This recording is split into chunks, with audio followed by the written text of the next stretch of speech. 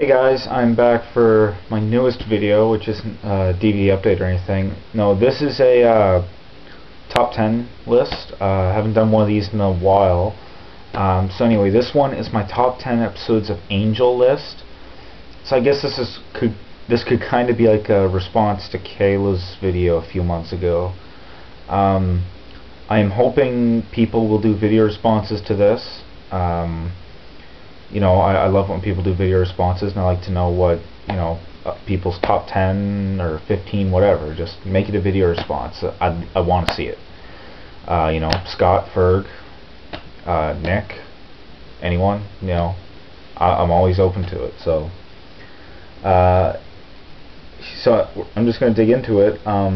Number 10 comes from season 1, and that's In the Dark, episode 3.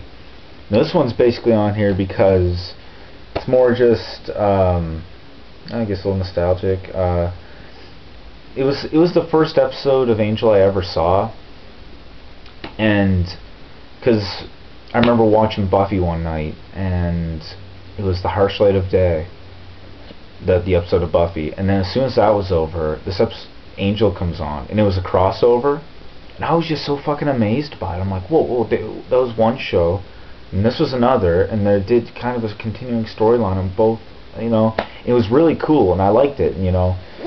Spike was there mocking Angel. Oz, like fucking one of my favorite characters on Buffy, was on Angel. Sadly, that was the only time he ever appeared on Angel. But still, it was some good stuff, and worked really well with the Gem of Amara, which would have been interesting to see Angel keep for a little while, but kind of glad he destroyed it. So that was number 10. Number 9 is season 4's Orpheus. So Orpheus is almost the last it's on the path that's winding down the big story arc for season 4, like the Beast story arc and the Angelus arc. And basically Willow comes into this one, and there's no greater callback than because they lost Angel's soul, and it's like, well, who better to get who in the fuck would be better to put Angel's soul back than the first person, well, not the first person that did it, but an all-powerful witch who almost took over the fucking world. There you go. No better person to do it than Willow. And she just kind of you get light and cheery Willow coming in like this whole dank and dark setting, and you've got she's got scenes with Cordelia, which is cool, even though you know what they did to Cordelia. So that was kind of cool, and I liked it. And you've got Angelus, and fuck, so good. And Faith, yeah. This also continues into the because this is another crossover, and then they go to Willow and Faith go to Buffy, and Faith's there for the last 5 episodes. So that a nice transition, if you will, to the last season of Buffy. So number 8, we go back to season 1 in the episode 5 by 5, also featuring Faith. Now, I just thought Eliza Dushku kind of gave her a little heart out for this one. That whole alley scene, the rain and the fighting, and she's torturing Wesley. Eliza Dushku was pretty badass in this, and this was kind of another crossover. Fuck, they've all been crossovers so far, but this was kind of like another crossover type episode, and it was just great to see Faith. At the end, she kind of, she just, she wants to get she wants to get back on the path, and that's what these shows are about.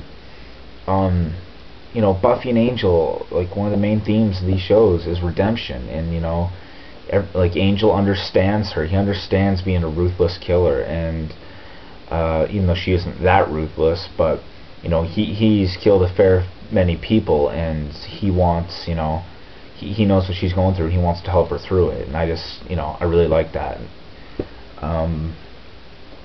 Okay, number 7 comes from season 2, and it's Are You Now or Have You Ever Been?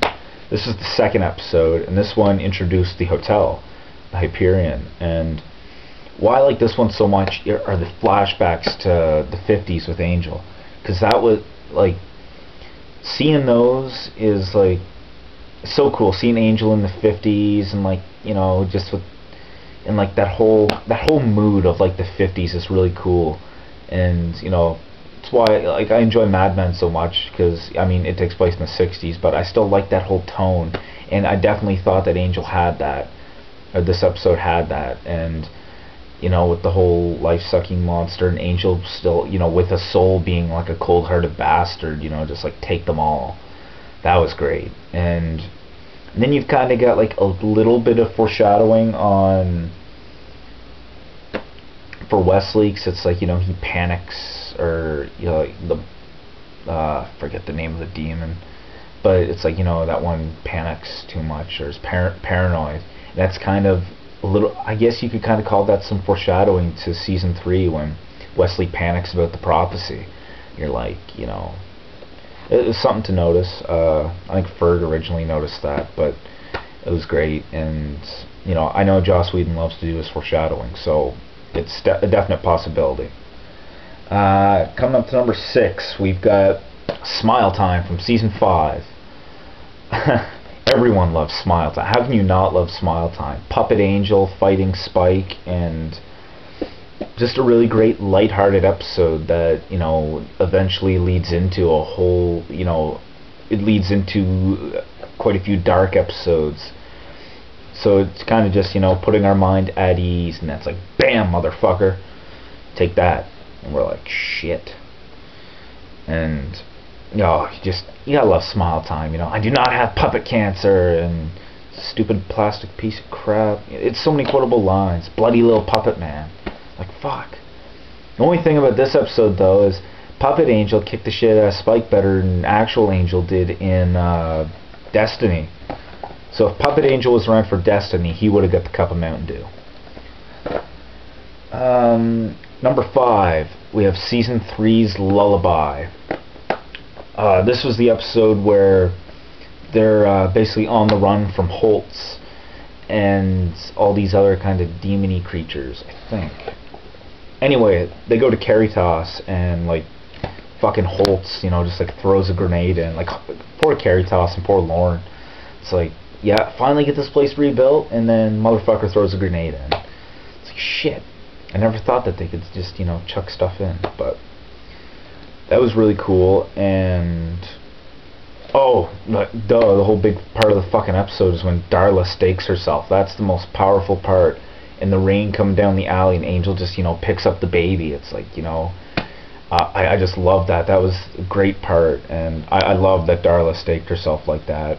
And that, you know, the whole kind of arc, you know, how she kind of felt the child's soul, and it's like, well, I don't want to go back to being this soulless beast after the baby's born. And I just, so fucking good. I want to go back and rewatch this shit now. Well, it's not shit, but number 4, another season 5 episode, A Hole in the World. This is the one that takes place after Smile Time, and this one chokes me up every time. Just Fred sitting there with Wesley, and man, and the whole like, I walk with heroes. Think about that. You know, Kayla's favorite line. That one's definitely that one's a tearjerker for sure, and it just tears me up every time. Number 3, which is another season 5 one. You're welcome. The 100th episode.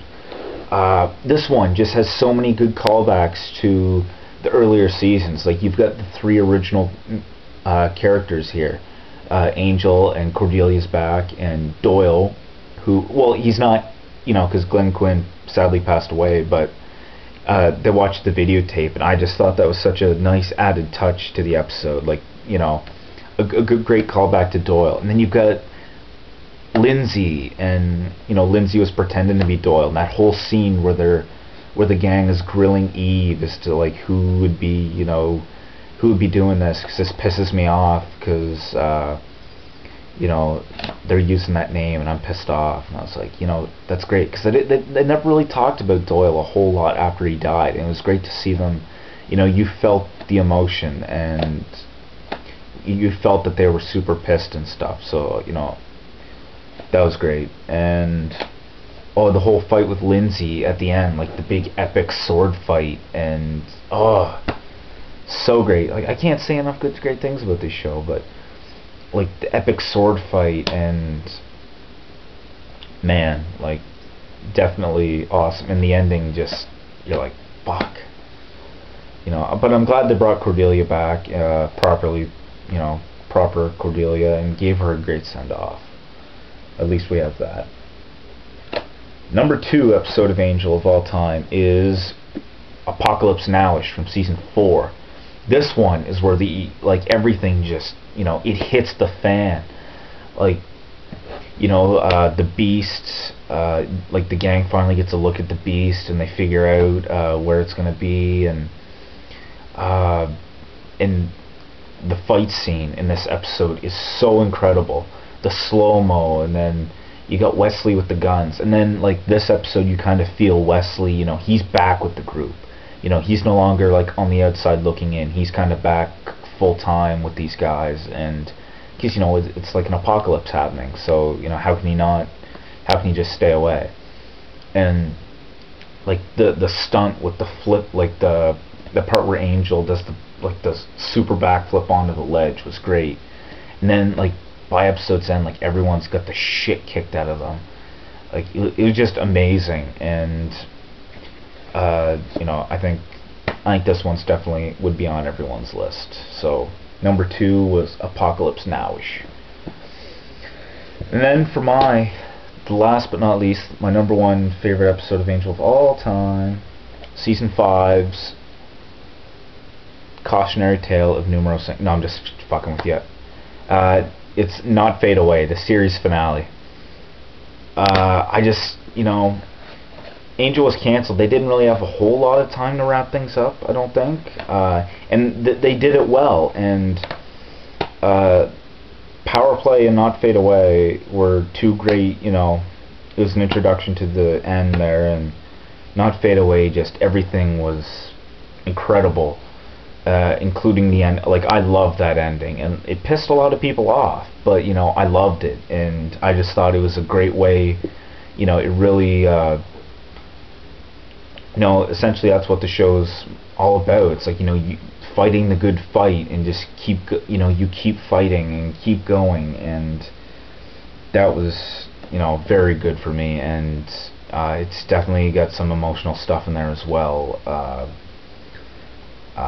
You know, the stuff with Wesley, and you know, and just this whole sense of, like, you know, I want to slay the dragon. That's just, oh, it's truly incredible, and one of my favorite series finales ever. And it's just sad that some people don't like it. It's like, well, I want to know what happened. Well, fuck. I mean, I know they have the comics and stuff, but it's like, just use your fucking imagination. Anyway, thank you all for watching. I've got a Buffy list coming up, and possibly a Doctor Who list, but the Buffy list is going to be hard, so we'll see how that turns out. And please, I encourage you guys to make a video response, because I want to see what your top 10 episodes are. So thank you all for watching, and until next time, have a great one.